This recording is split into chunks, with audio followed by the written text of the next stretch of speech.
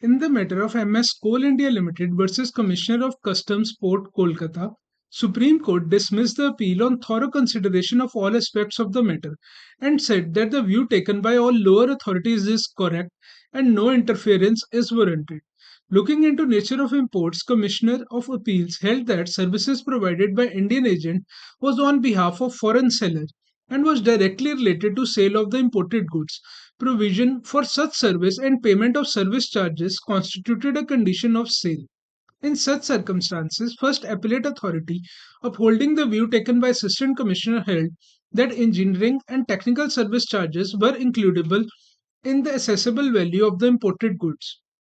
Sestat had carefully analyzed relevant documents and thereafter came to conclusion that services rendered were such that appellant faced no inconvenience at the time of importation.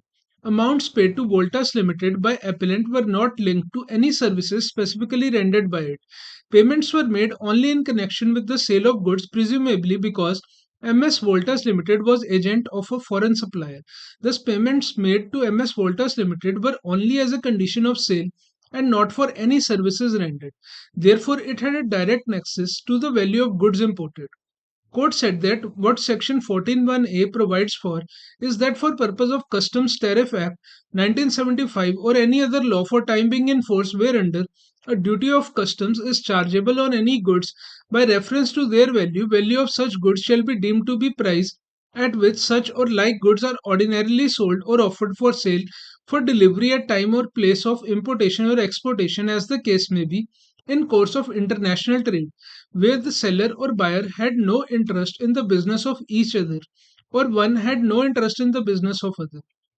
As per subsection 1a, subject to provisions of subsection 1, price referred to in that subsection in respect of imported goods shall be determined in accordance with rules made in this behalf.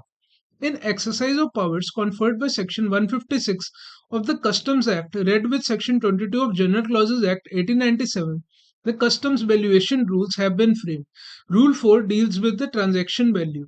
The transaction value of imported goods shall be the price actually paid or payable for goods when sold for export to India, adjusted in accordance with provisions of Rule 9 of Customs Valuation Rule. Rule 9 deals with costs and services.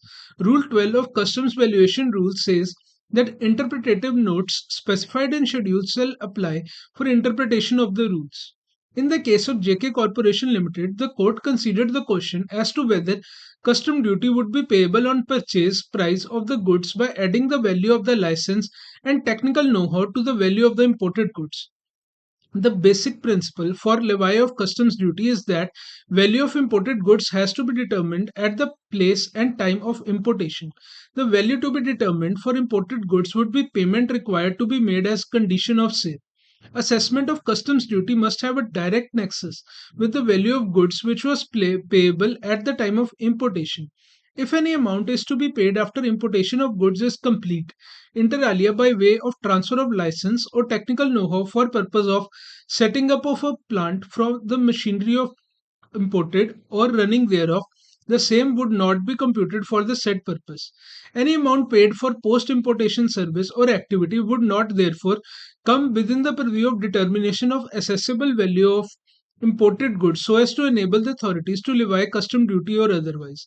The rules have been framed for the purpose of carrying out the provisions of the Act. Wordings of Section 14 and 14(1)(a) are clear and explicit. The rules and act therefore must be construed having regard to the basic principles of interpretation in mind, said the Supreme Court. The court thus found that the services rendered by the Indian agent were not post-importation activities. The services provided were directly relatable to import of goods by way of product support service, which is covered by Section 14(1) and 14(1)(a) of the Customs Act, read with Rule 9(1)(e) of the Customs Valuation Rules.